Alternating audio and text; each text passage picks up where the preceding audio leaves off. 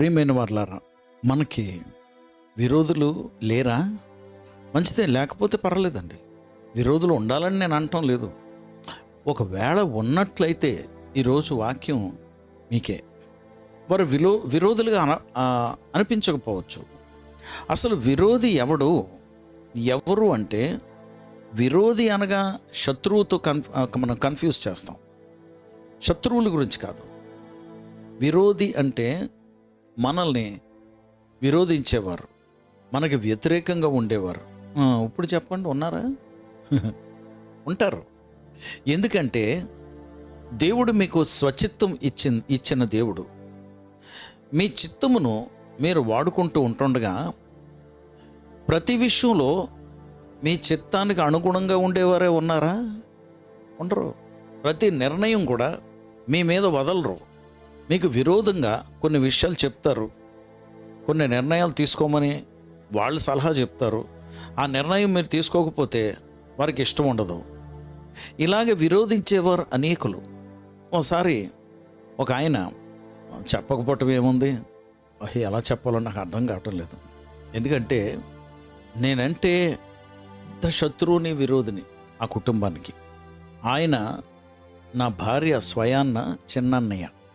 వాళ్ళ భార్య ఒకే తల్లిదండ్రులకి నా తర్వాత పుట్టినావిడ.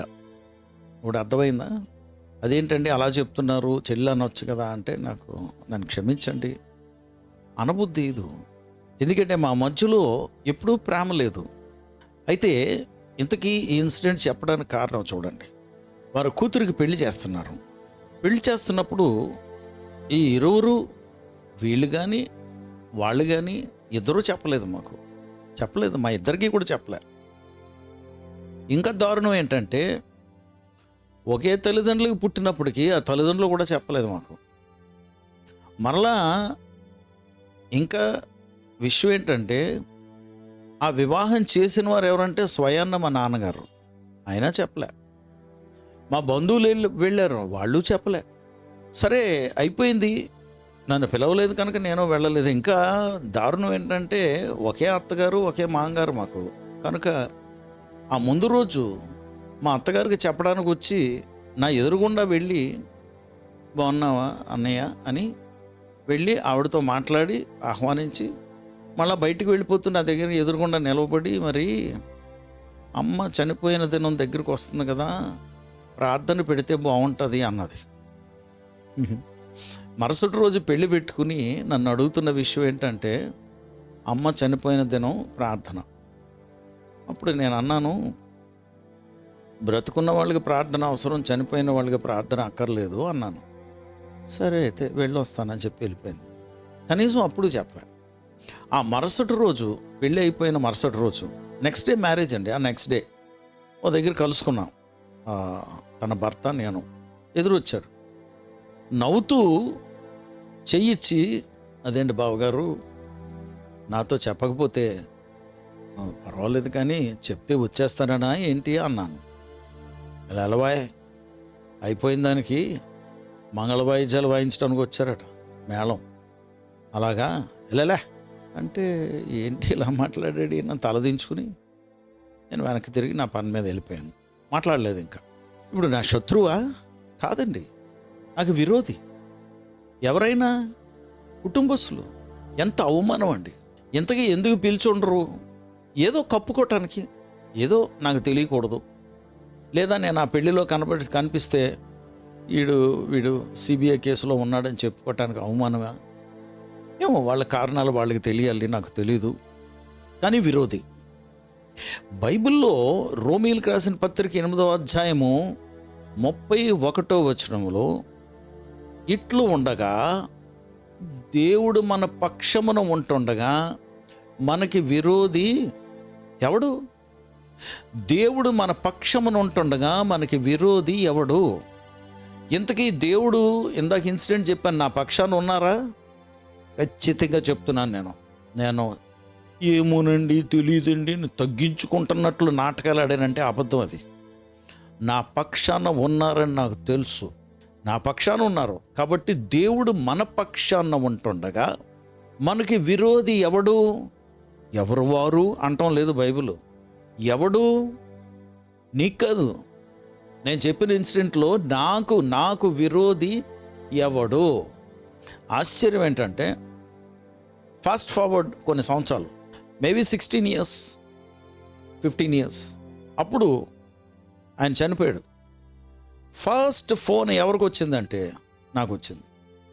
అన్నయ్య, ఆయన లేవటం లేదు, చెయ్యేలా పట్టుకుంటే కింద పడిపోతుంది, వృద్ధుల నుండి లేపుతుంటే లేవలేదు, నిద్రపోతున్నారు కదా అనుకున్నాను, ఇప్పుడు 9:30 అయిపోయింది కదా, ఇంకా లేవకపోతే చేయి పట్టుకుని చూస్తే చల్లగా ఉంది, ఏం చేయాలో అర్థం కావటం లేదు. ఇప్పుడు వెంటనే, అమ్మా నువ్వు కంగారు పడకు, అక్కడే ఉండు, నేను ఎవరినైనా పంపిస్తానని ఏర్పాట్లు చేశాను. నా ఊరు కాదండి, వేరే పట్టణం, దూరం, 150 kilometers ఉంటుంది. వెంటనే అరేంజ్ చేశాను. ఇక్కడ నుండి కాదు, అక్కడ నుండి ఎవరినో అరేంజ్ చేసి వెళ్ళటానికి. ఏంటి చూడండి, నేను బయలుదేరుతున్నానని వెంటనే నా భార్యను తీసుకుని, నా వారిని తీసుకుని, బంధువులకు చెప్పి బయలుదేరి వెళ్ళాం. ఆ సమాధి కార్యక్రమం అంతా దేవుని కృపను బట్టి దగ్గరుండి నేనే చేశానండి.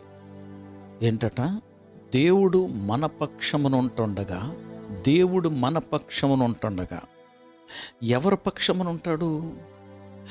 ఎవరైతే దేవుణ్ణి ఆరాధిస్తారో, పూజిస్తారో, కోరుకుంటారో, ప్రార్థన చేస్తారో, ఆ క్రీస్తు యేసుని స్వరక్షకుడిగా అంగీకరించిన తర్వాత విడిచిపెట్టడం కాదు, పేరుకి చర్చికి వెళ్ళటం కాదు, నో, దేవుని వాక్యాన్ని పాటిస్తారో, అనుదినము అనుక్షణము దేవుణ్ణి కలుగుంటారో, దేవుడు వారి పక్షమును ఉంటుండగా, అంటే వాక్యంలో మన పక్షమును ఉంటుండగా మనకి విరోధి ఎవడు? Hour God will answer. నా దేవుడు జవాబిచ్చేవాడు. అలనాడు ఏలియా ప్రార్థించగా, ప్రభువా నేను నీ సేవకుడిని నువ్వు పంపించావని, నేను ప్రార్థన చేస్తుంటే నువ్వు ఆలకిస్తున్నావని, నువ్వు అగ్నిని కురిపించి ఈ అర్పణమ మీద నీ అగ్నిని పంపించి దహించివై ప్రభా ఈ అర్పణము నన్ను ప్రార్థన చేస్తే దడేల్మన అగ్ని కురిసింది. ఆ అర్పణమును, ఆ బలిపీఠము రాళ్ళుతో కట్టుందట. ఆ రాళ్ళు ఆ బలిపీఠం మీద తడిగా ఉంటే ఆ నీళ్లు, దాని చుట్టూ గొయ్యి ఉంటే ఆ గోతులో నీళ్లు, మట్టి మొత్తం దహించివేయబడ్డది. It was on fire and the sand and the stones melted. భస్మైపోయి బూడిదైపోయింది. That is the power of our God.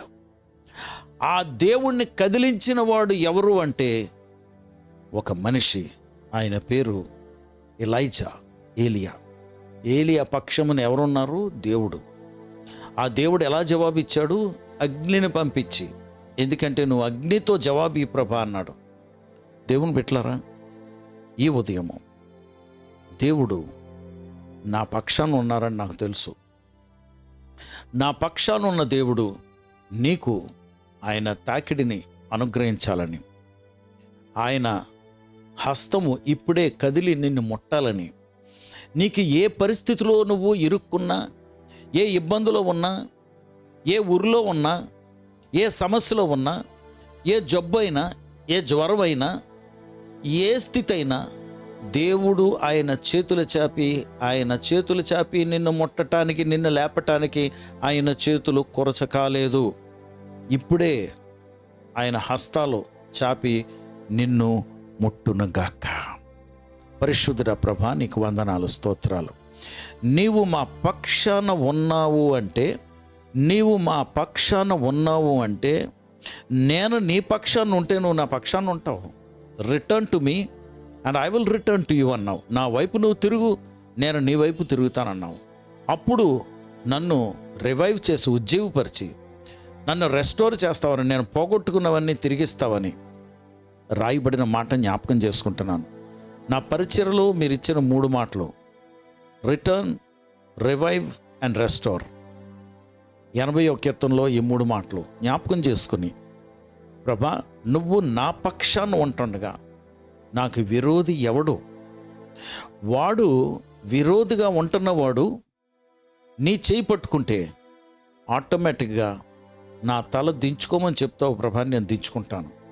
లేదా వాడు నీ చేయి పట్టుకుంటే, నా విరోధి చేయి పట్టుకుంటే వాడిని వచ్చి నా చేతులు పట్టుకుని మీతో సహకరించాలని ఉంది అని చెప్తారు. ఏదోటి జరగాలి. నువ్వు చేయగలిగిన దేవుడివి, చేయమని మమ్మల్ని తలగా ఉండటానికి పిలిచావు కానీ తోకగా కాదని జ్ఞాపకం చేసుకుంటూ వెంటనే వారిని, నీ బిడ్డలను తాకి ఆశీర్వదించావని, స్వస్థత అవసరమైతే స్వస్థత, మేలు అవసరమైతే మేలు, విడుదల అవసరమైతే విడుదల నువ్వు అనుగ్రహించావని నమ్ముతూ యేసు నామములో ప్రార్థించి వేడుకొంచున్నాం తండ్రి. ఆమేన్.